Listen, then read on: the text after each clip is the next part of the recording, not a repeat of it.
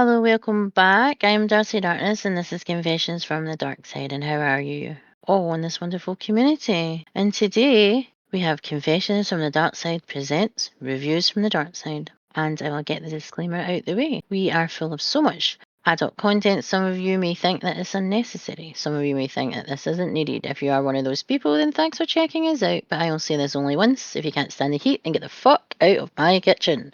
Now, for everyone else who likes what we have here, then regular scheduled programming will continue. Shall we get started? And are we ready?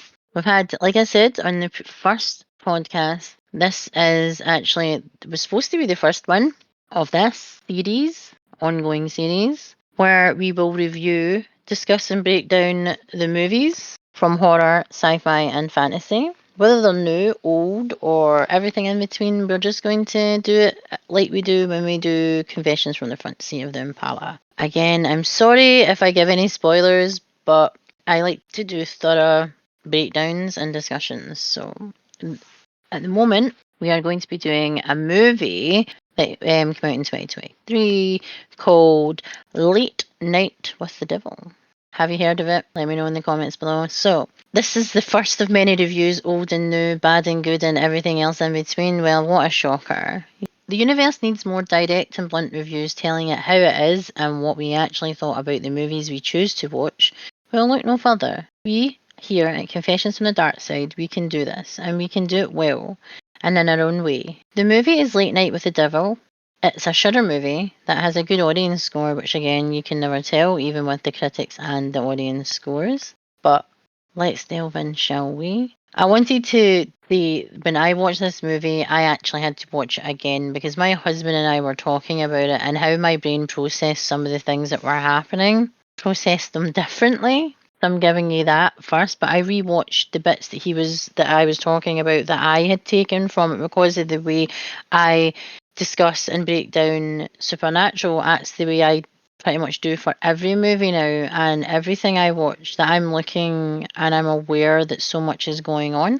And this movie is very visual, which again, if you've seen it, you understand what I mean. Little tiny clues in the actor himself playing his Jack Delroy character, and just everybody in it. There's just like weird, quirky moments, and I don't think anybody else could play it other than the guy that they've picked. The movie is based around a late night talk show host named Jack Delroy, played by David Malkian. Hopefully, I'm saying your name right, mate. I'm sorry if I'm not, but I cannot help it. My pronunciation is shit. He has many movies where he has played the oddity, which I love. I can remember him back in The Dark Knight when he was playing as one of Joker's crazy thugs with the police uniform on during the parade.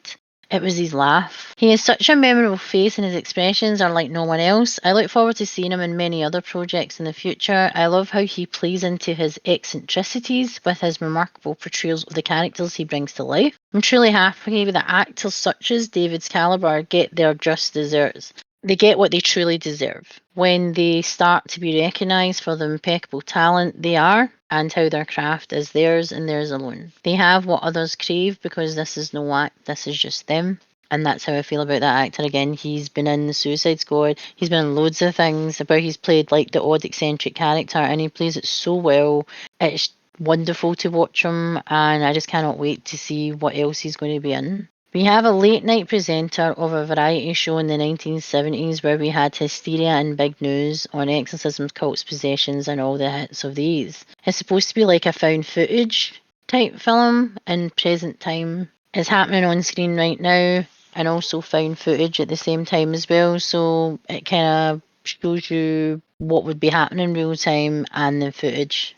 So it's like what is the show and what is happening type thing. It's a Halloween special, so they're trying to keep the show on air because apparently the viewership is dwindling, so they do an extra spooky live event. And for the 1970s with psychics and mediums, that would be like quite a big like taboo subject, even though it's been around for God knows whoever. But you had movies like The Exorcist and The Omen and things like that were out then, so it was like popular and people would tune in, especially on Halloween because it's All Hallows Eve where the veil is at its thinnest. And as we get to midnight, the veil like drops, so you'll have like the dead being able to cross over, so it's easier to, and obviously devil, demons, and all that. That's the way the lore actually explains the way Halloween actually is, because you've got All Saints Day on the 1st of November. The guests they have are a psychic guy who's like the guy who you would expect his staff to be finding out information from the gullible audience members who don't realise they're divulging information, yet they are. They're just happy to be there and probably get their face on TV, so they don't even think about half the shit they say, so that's what they use. They're not psychic, they're not even using intuition now. They're just basically, they've already done their research and their job is done, they just have to perform it.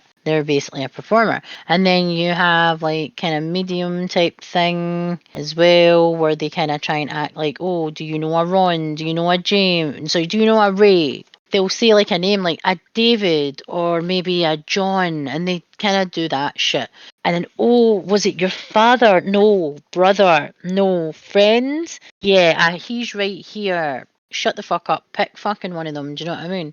A relative who breathes, who is human. That's kind of what it feels like. Other guests they have is a girl who was part of a mass cult, and they've completely masked themselves, and she's the only survivor. And they've also got the doctor who works with her, who created the book from working with her. Now, again, that's similar to what happened to The Exorcist. The Exorcist is based on a book that was written by a Jesuit priest who was actually one of the witnesses and one of the priests that were there at the exorcisms of the boy that Reagan is based on. Again, doctor using at their patient for fame and clout. Got that. Again, this movie has a lot of hidden things as well about cults, secret societies, lies, deceit, actions of consequences, and all that carry on. So Jack Delroy has just lost his wife to cancer, and this goes into enough detail that Jack himself isn't who he claims to be. And this reminded me of movies like Devil, where people were in the elevator and they were there for a reason. They find out in the movie they're there at that point in time because they should be there, because they have done things that they need to be held accountable for. And this is what I got with this movie, just the feeling of not just the devil or the demon or whatever they're trying to say. It was very, very like that. And also I got very Joker like, you know, where the Joker goes on the late night TV show and he's staring at the camera before he goes on a crazy massacre. This is the two movies that I got a lot of similarities in just the way the movie is shot as well. And again, Joaquin Phoenix played an amazing Joker, and I get a lot, again, oddities, eccentricities from him, like you do with David as well, who plays Jack in this movie. So basically, it felt like mistakes of your past, present, and future, like it does in Devil. So I did get that quite early on. There's a lot of visual things in this film, and I said that at the start. This movie is very visual. There's a lot of things going on, and depending on how your brain actually works, it will take in what it takes in, and obviously it will be different for everybody. This is a very visual movie, like I said, where clues and scares are not in the form of a jump scare, but by paying attention to what you're actually viewing in the real time that you're actually viewing the movie. So pay attention to the screen. You don't want to miss the hidden gems they put in here. Jack is down in his luck, but we find out he isn't as innocent as we would like me to believe, with his associations with secret society that headed off by owls. And owls are one of the many things that are used for protection, also watching, and also people who have been abducted in different cultures see owls as an omen, like a death, like a harbinger or whatever. And the start of the movie, it talks about the Grove Society, which is the secret society that many, many American presidents have been a part of, like conspiracy as well. It's very conspiracy-like at the start of the movie, which kind of changes its objective as the movie goes on. But the owl is used all the time because it's like Night Owl, the show. Again, could it be the fact that they're using owls too much? Are they abusing that for that purpose? Do they not like the fact that the owl is used as a symbol for the show? Who the hell knows? And it's not just a gentleman's club. It's not as innocent as they're trying to make it be. So they have many different guests on to get the crowd warmed up for the main guests. One psychic who again doesn't use intuition, they have already sourced it, like I said. And he just goes to like a woman in the audience. And again, that's their bread and butter because they're like con artists. They're not even again working on intuition or have any sort of psychic ability or anything.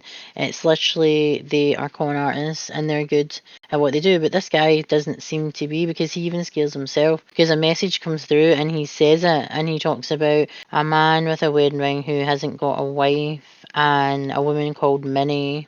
And Minnie was the secret pet name for his wife that no one knew.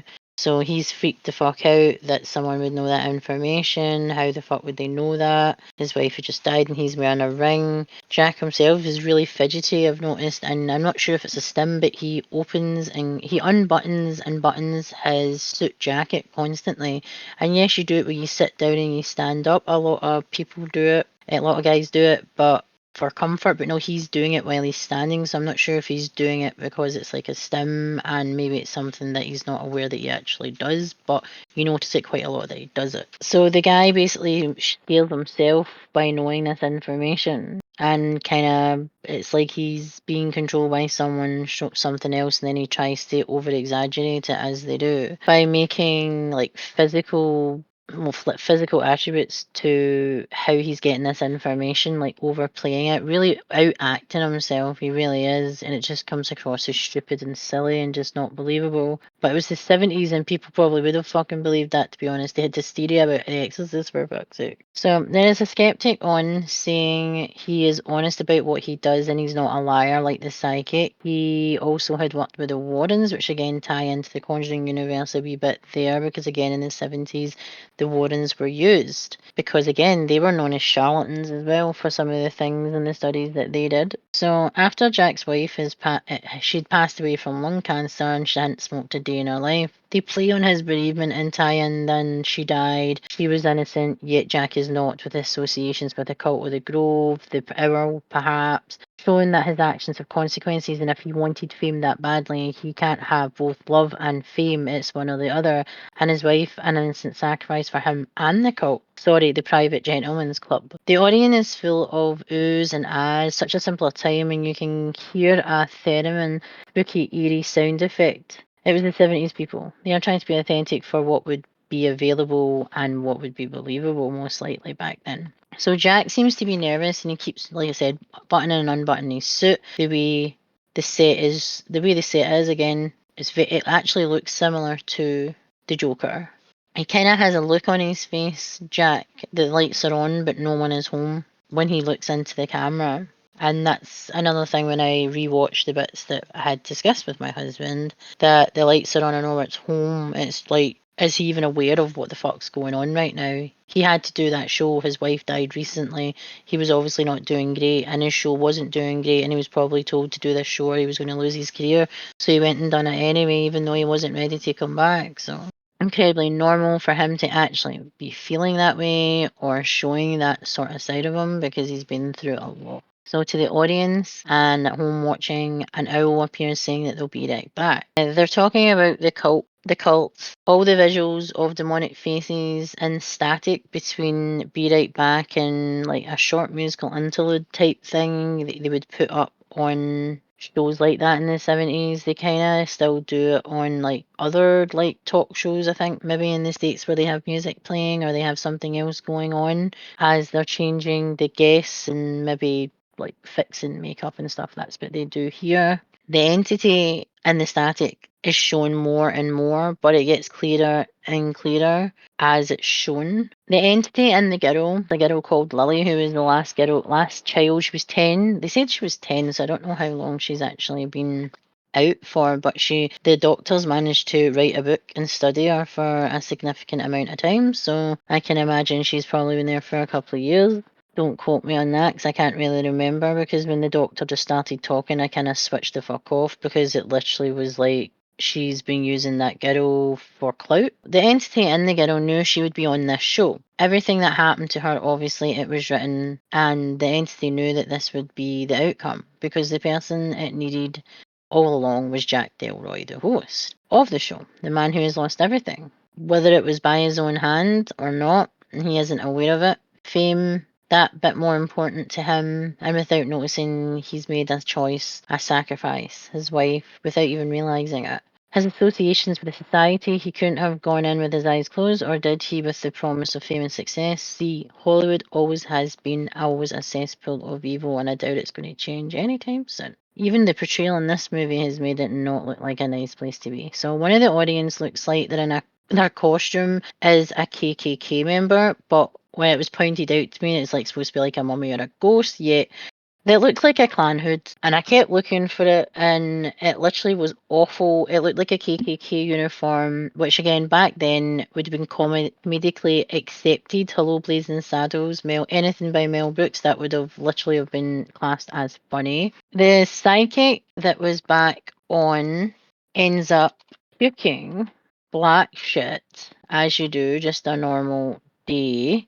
And then we find out that after this episode that the man was taken to hospital, but he didn't make it, apparently. Which means that after his puking black all over the TV live in front of a live studio audience wasn't fake and was real, he's died on the way there. So it's like everyone's getting taken out as they go along for the big reveal. Jack's manager keeps popping in and out because he's trying to he basically tells him to do everything that he possibly can to keep the show with the viewers that it's got right now, because the future of the show depends on this show. So they're not going to stop anything, it seems. They're just going to literally pull out all the stops so they can keep the show live on air, or Jack will literally be unemployed. And I'm not surprised that the psychic died because of what he puked up anyway. It felt like it was like a shady sacrifice. Or the first one, anyway. Oh, spoiler. This is full of fucking spoilers. Who am I joking? Cleaning up their mess as they go. The entity is well organised, don't you think? In this case, in this chaos, bravo. I like how they showed off screen interactions with guests in the show and the presenter, and how everyone thought it was part of the act, and Jack wasn't playing them and keeping up with that, yet the sort of fear, well, he wasn't hiding it. When I start to realise this about him and everything that has got him to where he is, the skeletons being brought out of the closet, his deepest, darkest secrets coming out live, and in front of everyone with no filter. Is that what it's like to be around me? No filter? Maybe it is. The other psychic guy said he uses intuition, but again, he uses techniques and science in his ways. He was trying to work out how this information about Jack and his past, and how could he know about it, like the dark arts of the gentleman's society, the orgies, the sacrifices. At this point, no one would know about this. It's only been recent years, maybe in the 2000s, where leaks of photos and information about this society that were actually known as hearsay.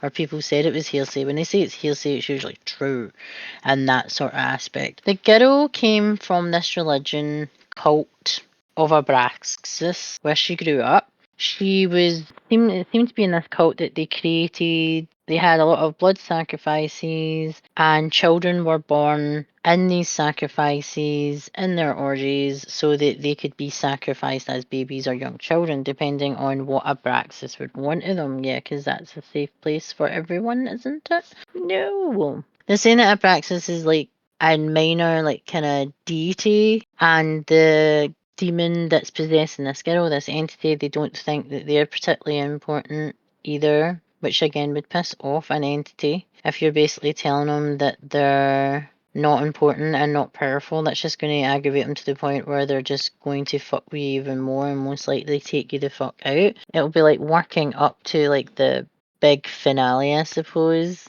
The book that she wrote, Dr. June, was subjecting what the girl was subjected to, what actually happened. Again, originally like the Exorcism and the Exorcist movie. It's basically how she came to be, how she became a part of probably the study of Dr. June, what Dr. June has done over the years to better understand and better treat her, apparently. And yet she's still possessed and the demon's not gone. She's not really doing the best job there, but she's a paranormal psychiatrist or something like that. The cult kind of reminds me a lot like the infamous cult leader himself, Aleister Crowley. I don't think people would classify him as a cult leader, but technically he was. The stuff that he actually did at the turn of last century, especially in Scotland, it went on fire multiple times, and the locals didn't like it because a lot of young girls, a lot of children, a lot of babies, people were missing or had been off due to what the hell they were fucking doing in that place. No one came out there the same, put it that way. So again, it's being lured to the mansion for parties and rituals, and that fits right in with this owl society, the Grove type thing. So Lily is the girl. Again, lilies are a symbol of purity, also life, rebirth, but also can be associated with death and dying and funerals. We are born, we all live, we all die, etc. So her name has a very fitting name for basically the shit she's going through right now. So loving the symbolism in this movie, as I said, not just listening to the movie, watching the clues and the visuals really fills in the plot holes of the story. If you missed something, go back and please give it a watch again, like I had to. So when Lily comes out, she looks all innocent, but come on, it's a child, a female child, always evil. Don't let the innocent mask fool you. She's not there to bake you cookies, she's the main event, the main dish. That's what people are there for. Maybe she is there to bake cookies, who the fuck do we know? They talk about where she is from and the book, and Dr. June, of course, and what she's done for her development, her recovery, her journey. Seems simple enough, laying the story that Jack wants more. He wants to see the demon for themselves when the doctor has said that it wouldn't be a good idea because it's a different surrounding. They've never tested it in this environment. They don't know how the girl will act. They don't know what will happen to the girl's actual body. They don't know how the entity will react with, well, giving it what it wants because it's got an audience to watch. It's a spectacle at the end of the day and it just wants fucking attention. So he doesn't think it'd be a good idea to put her under hypnosis, but Jack, because his show is tanking, he will do anything, like I said. It's all about saving his show. They put her under, again, goes down a dark path with no return when you find this shit out. When you see that fucking stupid hypnotising spiral thing, you know that we're not in Kansas anymore. Lily already says that she knew she was going to be there and that she was going to meet Jack. So she would know that she was going to be going under hypnotism for the demon to come out. The demon can come out at any point without being put under. It means that they're being in control, that she's in control, that Dr. June is in control of the entity coming in and out, and not Lily. Which again, a lot of control and a lot of power, taking the power from the demon. And also from Lily as well. So remember, actions have consequences. And things happen for a reason. If things are going to happen, they'll happen. Things like, I'm glad you could join us. That's what she says. And then giving him a look of, yeah, I said that.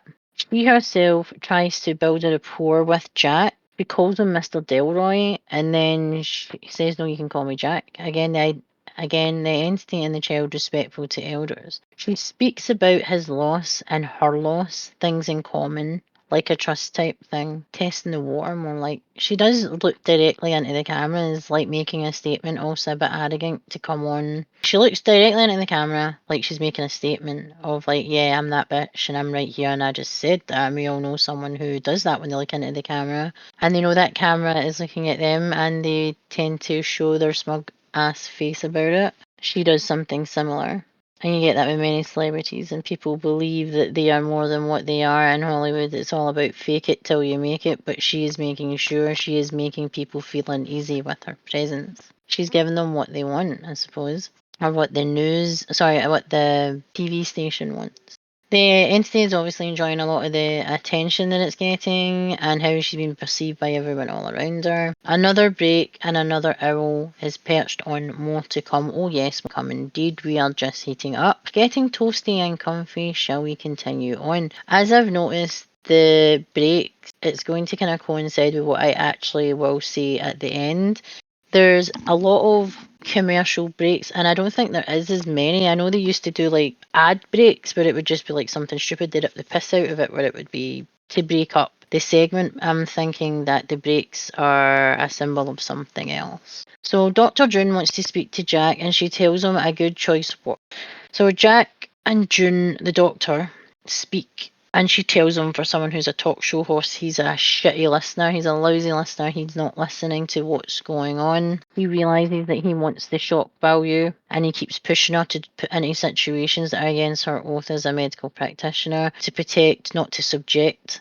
where you would put your patient in harm's way. She's already technically doing that with the objectifying her because of her possession or her mental illness, for her to sell copies of her books and for her to get famous. So she's already abused it, so her doing it again shouldn't. Now she seems to have a conscience about that, but not what she's been doing to Lily. It's weird how she's picking and choosing. Everyone on this show has done something, and we are all guilty. And this is what the entity slash devil slash demon was showing the whole world, that when you live this way and by these sets of rules, then your day of reckoning will follow. And for all these guests and crew and audience, well, they got something they weren't expecting.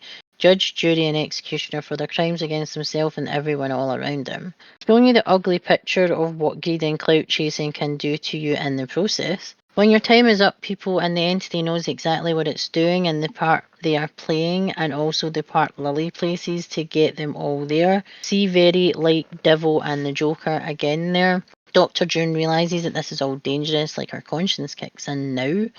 How nice of you. After you got a book out of this girl's ordeal, she is pushed and she puts Lily under hypnosis. They restrain her to a chair by her wrist, and the transformation from Lily to the entity they believe isn't Abraxas but another soldier in his army, but not tonight. It seems they have other orders to bring the fear, cross all the T's and dot all the I's, because when they come out to play right now, will they go back? Usually not. Looking for someone else to inhabit. Someone they know, someone where it has already been chosen without their consent, but being part of the dark arts and their cult. You already have signed your life away sometimes without even knowing you have done it.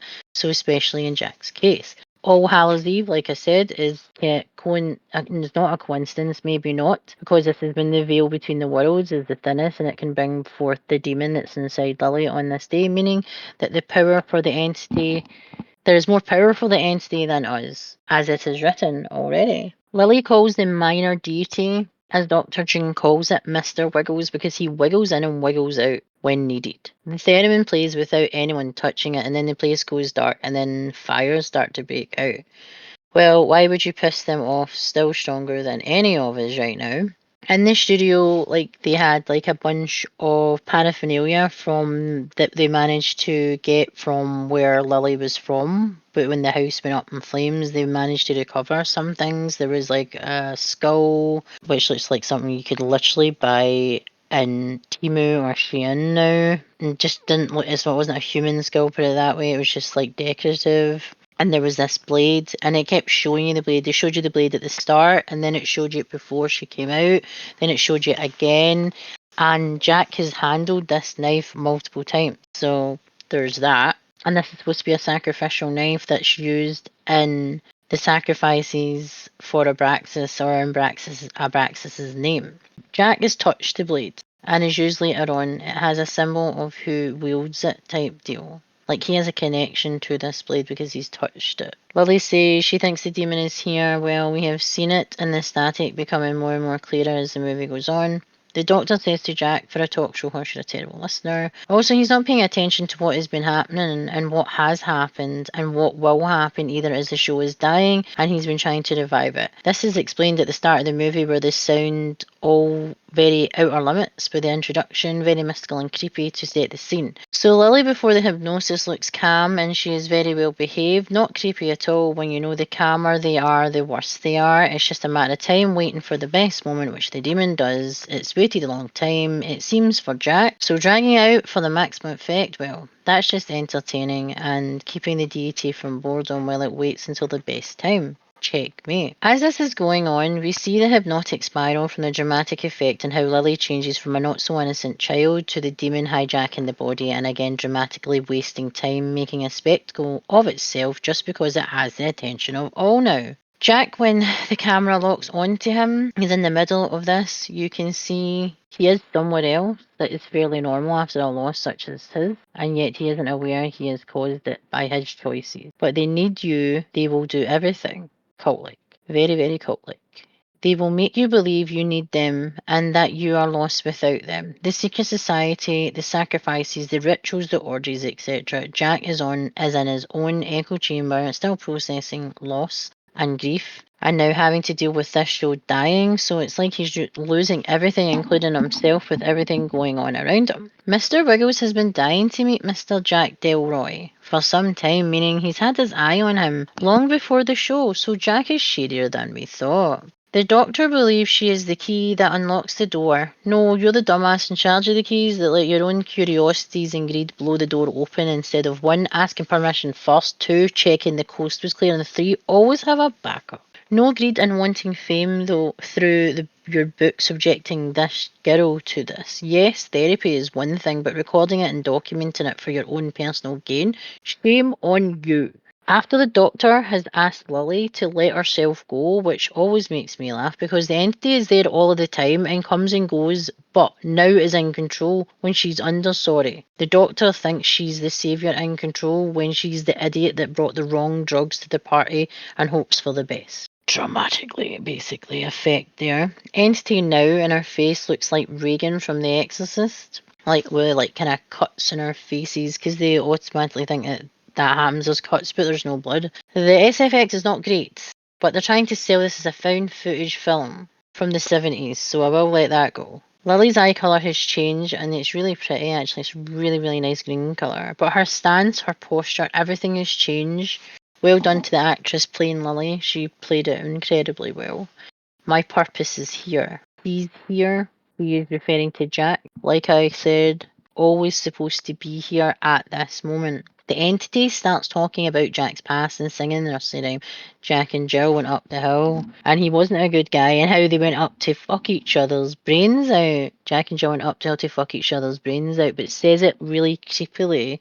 Like, like in Evil Dead, when they sing the nursery rhyme in the first film, not the remade with the second movie where it's just 2 of them. It's when they went to the cabin, all 4 of them, and then it's like the crazy, creepy smile. That's basically how they kind of portray it here. The doctor slaps Lily. That's very nice, your doctor slapping you. What bitch.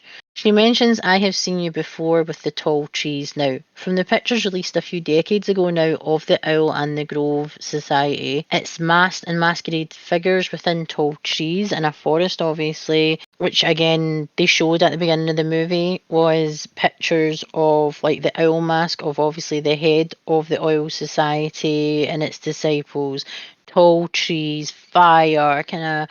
It was basically showing you the similar pictures that we kind of have been leaked today and that most people who are into conspiracy would have seen. So within the tall trees, this is where all the orgies, the sacrifices happen to the Owl Society, and where most likely Jack sold his soul for clout and fame without realising it. How gullible. The demon is causing not only pain to Lily, but to everyone around her. She doesn't even need to touch them. She's literally just kind of amplifying her pain onto everybody else. The demon also shows Jack's wife dying and are begging for him to take her life and making him relive her last moments. As this happens, a lightning bolt travels incredibly fast around the studio and the ceiling, explosions everywhere, mass hysteria, giving you they are here vibes, like they're here. Lily is back and the entity is gone for now, apparently. Who knows? And Jack apologises, saying it's the first paranormal phenomena to occur on the TV, most likely the last. So if you weren't aware by my description throughout this review, this is all about Jack Delroy, his past, his present, his future, his choices, his action and his path. Jack Delroy cuts the restraints with the Abraxas sacrificial blade. Okay, again with the blade, it's a symbol and he doesn't even realise it. So the static demon face is even more clear than it was showtime. Could the abuse of using the owl for the night owl show the symbolism of the owl be used incorrectly to the point where this is a punishment perhaps? You use us, now pay the price, or has he been under the test all this time to see how far he will go? Even the paranormal guy says the power of Christ compels you. It was worth a shot, well done, but it did nothing. Are you surprised? I am not. Lily has been electrocuted, not only reliving this as most of the time possession victims are awake through it, but not when it's with mental health. An entity comes in and out of life and you don't even remember. Distressed, upset and in pain, well done Dr. June. Crimes against you, everything that the girl has been subjected to since you took over as her care provider, that's on you. I hope your next shit is a jaggy one. Lily starts to change as the surge of the bolt flows through her body and is not only destroying her but changing her body when the changing her body. Then the paranormal guy gets the Wicked Witch treatment. To save Jack, his manager leads him out of the whole place as it's full of death and destruction and chaos. What did they expect? It's a demon, possibly the devil. Did they think it was going to... What did they think it was going to do when it was unleashed? I start something, bish please. This is like Disneyland for them. Fear tends to fuel them. And there's fucking plenty of it in that studio at that point, and has been building up throughout the entire show. Again, another owl station difficulties appears as hell is breaking loose in the studio. Difficulties is putting it lightly. How much is Jack and how much is the footage? And as I said, there's been maybe about, I think, 8, maybe 9 times they've put up Be Right Back or technical difficulties or something like that.